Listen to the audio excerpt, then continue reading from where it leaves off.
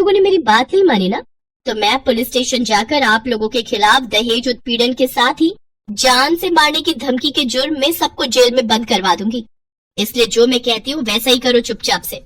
नहीं नहीं बहू, ऐसा कुछ मत करना, तुम जो कहोगी हम वो करेंगे। इसके बाद जूली उन सबको काम पर लगा देती है।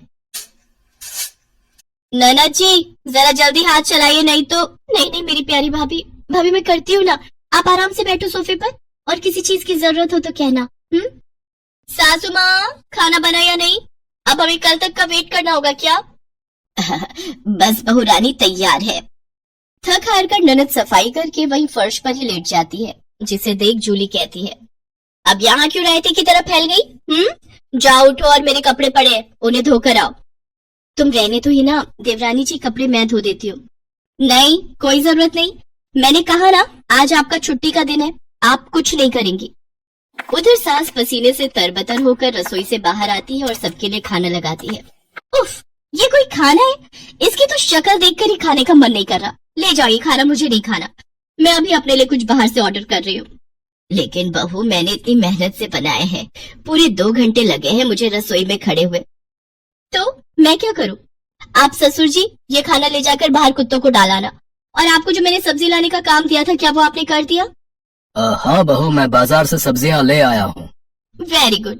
अच्छा लिसन, शाम को मैंने घर पर पाजामा पार्टी ऑर्गेनाइज की है, तो अब आप तीनों जाओ और जल्दी से जाकर शाम के खाने की तैयारी करो।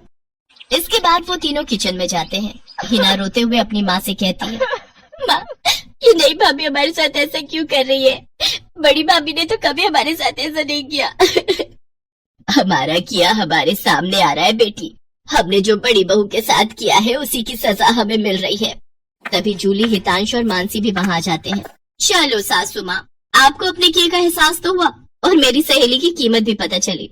हाँ सासू माँ, मानसी मेरी सहेली है। क्या ये सच है बड़ी बहू? हाँ सासू माँ, ये मेरी बचपन की सहेली है और आगे की पढ़ाई के लिए विदेश चली गई थी। जब इंडिया आई तो ये हितांश से मिली और इन दोनों को प्यार हो गया।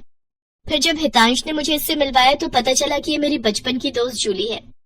सॉरी माँ जी, मैं आपके साथ ये सब करना तो नहीं चाहती थी, लेकिन आपने जो मेरी सहेली के साथ किया उसी का बदला लेने के लिए मैंने ये सब किया। बड़ी बहू हमें माफ कर दे, तेरी तकलीफ को हम समझ ही नहीं पाए। इसके बाद सबने मानसी से माफी मांगी। मानसी ने सबको माफ कर दिया और इस तरह नई बहू का ससुराल में पहले दिन का प्लान पूरा हो गया।